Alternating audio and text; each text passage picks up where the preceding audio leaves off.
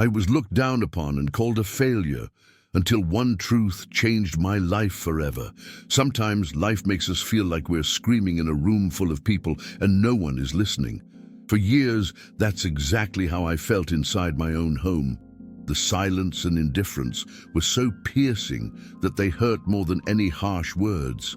I moved around like an intruder, as if I were occupying a space that didn't belong to me. At every dinner, every family gathering, it was as if my presence carried no weight. Meanwhile, my younger brother was exalted, celebrated for every small accomplishment, and I was just what was left out. This feeling of being invisible gnawed at me. Over time, I learned to expect nothing, not a look of approval, not a gesture of affection, but this choice to silence the pain ended up becoming a prison I built around myself. My name is Rogerio, and this is the story of how I learned to transform rejection into strength. At the time all this happened, I was in the transition between youth and adulthood, full of dreams and insecurities.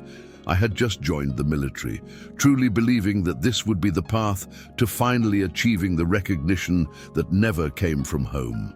Before that, my life was a constant search for acceptance, even if I sometimes pretended not to care. I dedicated myself to everything I did: school, sports, the small responsibilities of a teenager. But it never seemed to be enough.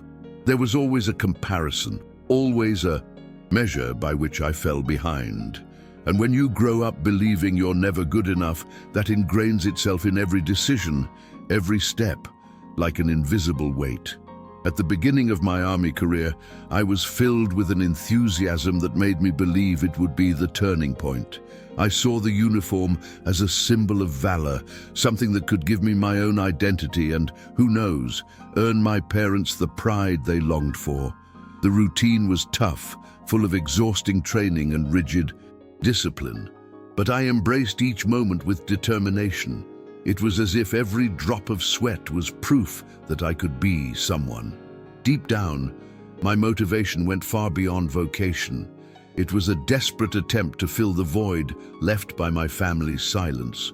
I clung to the idea that if I was good enough as a soldier, then perhaps I would be good enough as a son too. But reality soon showed otherwise. While I spent months on risky missions, dragging my body through hostile terrain and facing fears I didn't even know I had, at home, my absence was a laughingstock. I heard echoes of the words that hurt the most: failure, deserter, disgrace to the family. No matter what I achieved, it seemed nothing could break through that wall of contempt. I remember returning from an operation tired, with sunburned skin and a body covered in scars, only to hear that Daniel was indeed a source of pride. These phrases weren't just insults. They were direct blows to the very thing I was most trying to protect: my dignity. And the more I tried to prove my worth, the more I seemed to reinforce the image that I was always one step behind. It was in this scenario of invisibility and rejection that I began to emotionally distance myself from everything that reminded me of that house. The army became my refuge, but also my prison. Each mission was an escape, an attempt to prove to myself that I was worthy. I no longer sought just external recognition. I sought internal survival. It was during this period that I met Isabel, the woman who would become the witness to all my scars, both physical and emotional. She saw in me something I myself had already lost: the ability to believe that my life could have meaning. Her gaze held no demands on me, no comparisons. And for the first time, I felt I was not alone. Isabel wasn't just company, she became my safe haven. Every conversation, every gesture of support reminded me that I could exist without needing my parents' approval. I remember nights when I'd returned from exhausting surgeries, my body broken and my mind tired, and she'd lie awake just listening to me. I didn't need to say anything. Her presence was enough. It was in this shared silence that I began to understand that value doesn't come from applause or praise, but from the ability to remain whole, even in the face of rejection.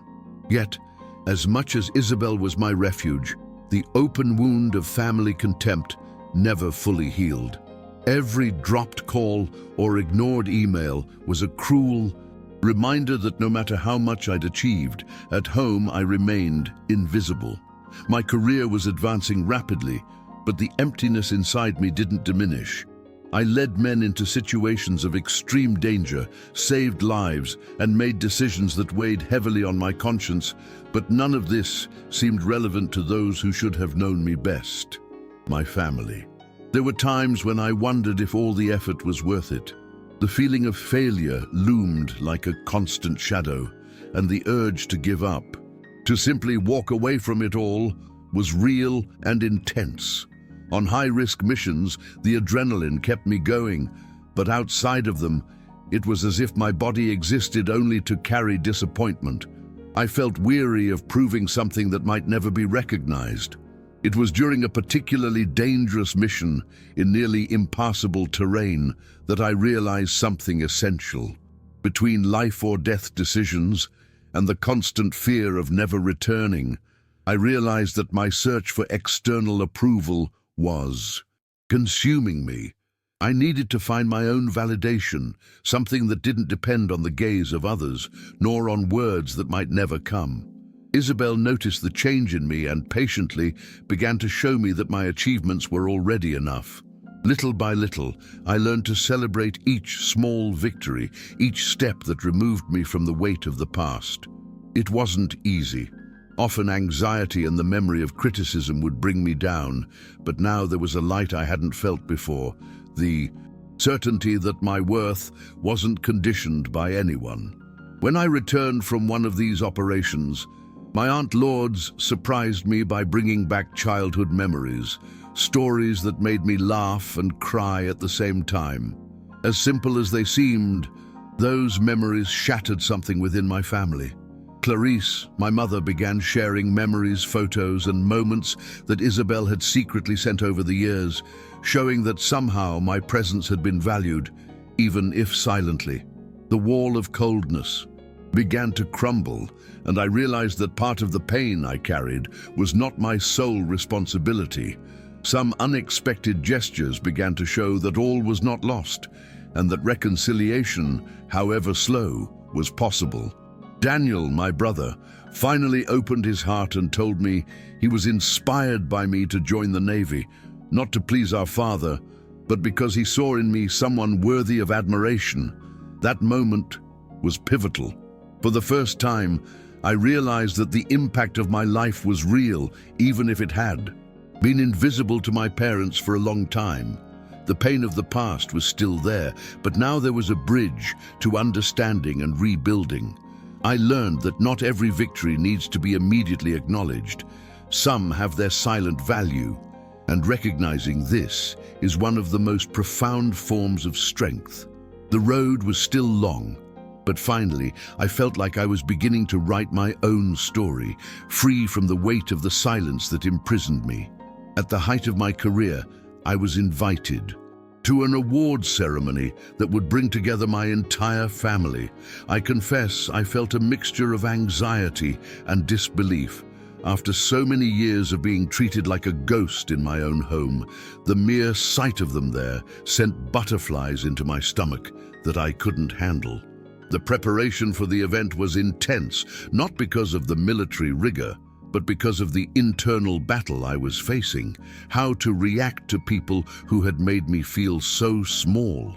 Every detail, from the impeccable uniform to the firm posture, was an attempt to show that I had finally achieved something that didn't depend on their approval, but that, at the same time, I desperately wanted them to recognize. When my parents arrived, I felt the tension in the air. Alvaro, my father, always rigid and distant, and Clarice, my mother, still carrying a mixture of guilt and silent love, seemed to watch my every move. I breathed deeply, trying to control the whirlwind of emotions that threatened to paralyze me. Then, at the medal ceremony, everything changed. Alvaro, with a firm voice, said something I'd been waiting to hear all my life. "I'm proud of you, son." That wasn't just a phrase. It was the validation I'd sought in every step of my life, in every risky mission, in every scar I bore. A huge weight lifted and silent tears streamed down my face. It wasn't a heroic or theatrical gesture, but the truth finally acknowledged. And that truth, however belated, was enough to transform what remained of years of pain into a profound sense of relief. After the ceremony, I realized that true overcoming wasn't just about being recognized by others, but about realizing my own strength. Every mission, every challenge, every rejection I'd suffered had shaped me uniquely. I began to see that every scar, physical or emotional, was a mark of resilience.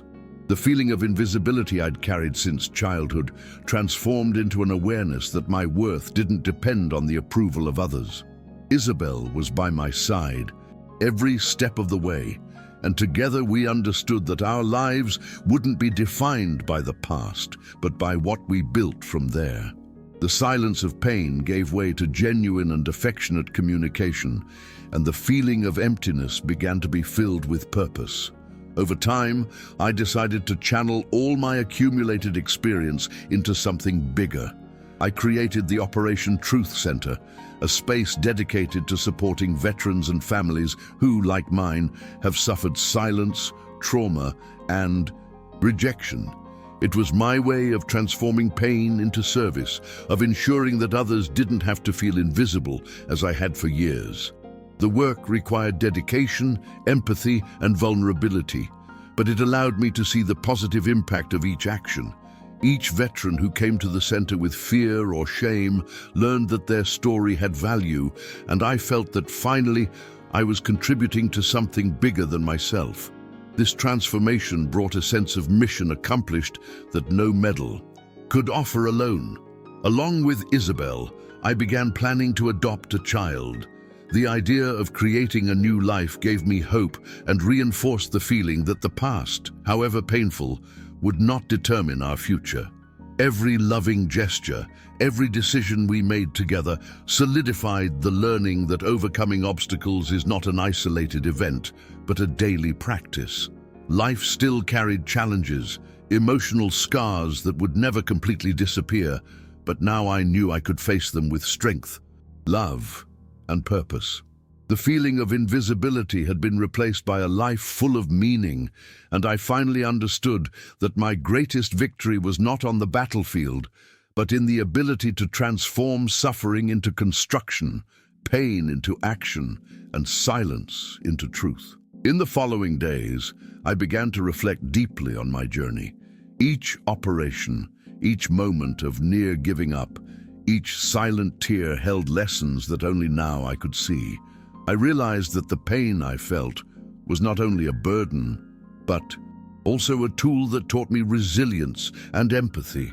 I remember endless nights when I felt like loneliness would swallow me whole, but these were also essential for developing my inner strength. I believe that many people experience situations of rejection or family invisibility and only understand the impact of these experiences when they can look back with awareness and without resentment, absorbing the lesson each challenge provides.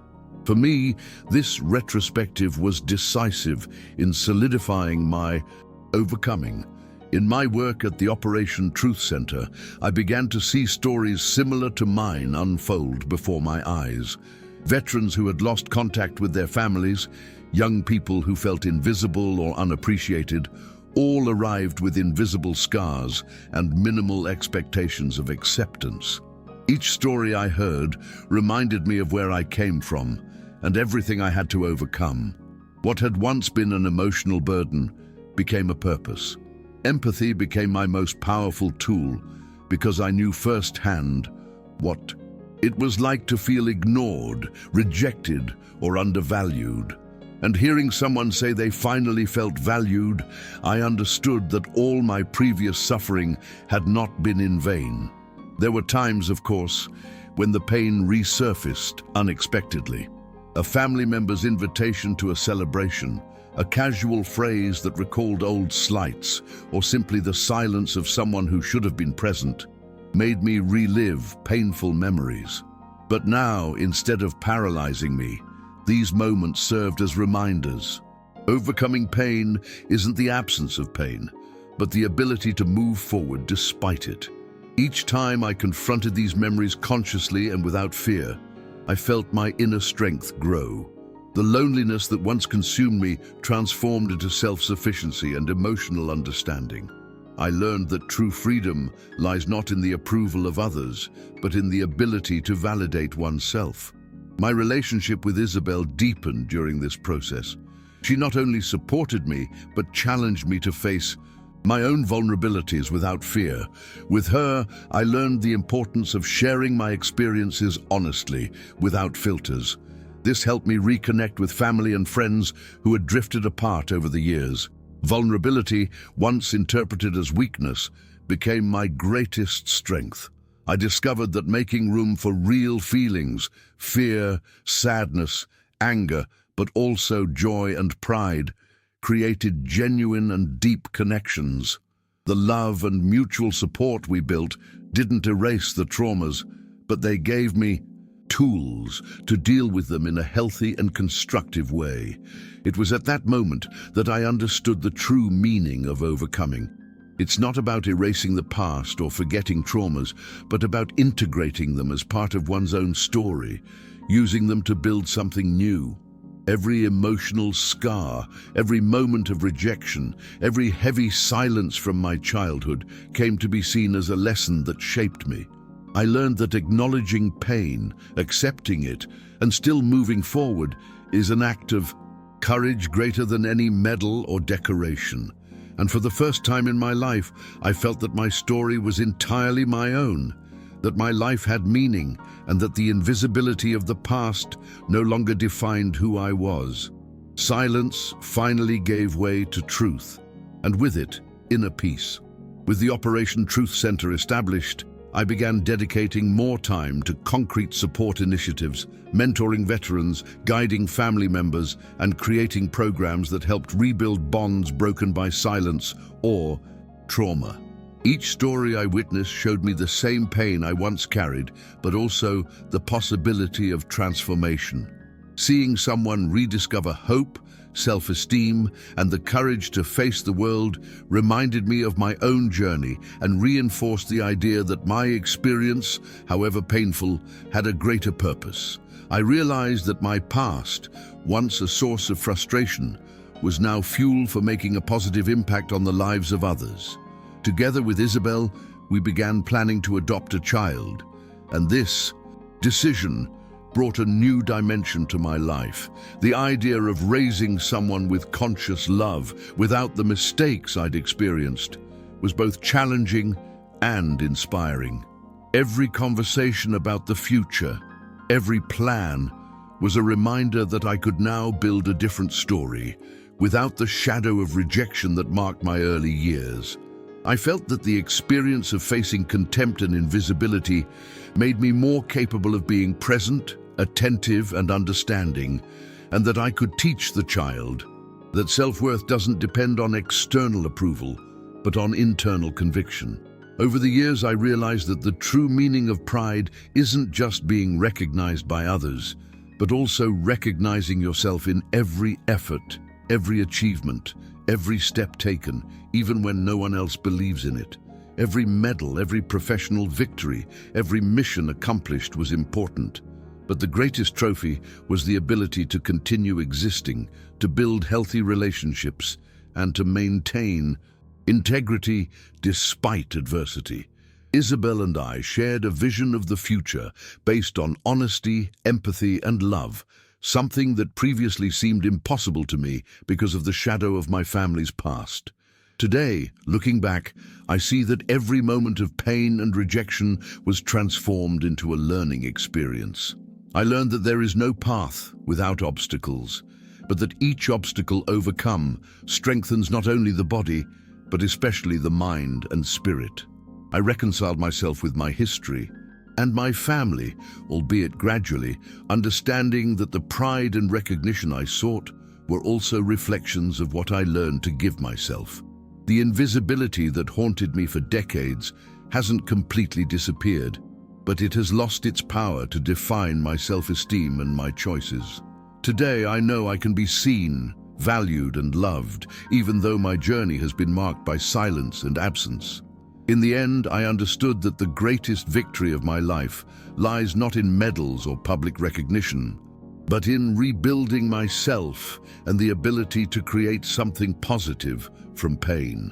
The Operation Truth Center, Isabel's love, the prospect of adopting a child, and the inner peace I've achieved are proof that, even in the face of rejection, invisibility, and silence, it's possible to overcome, transform, and write a new story.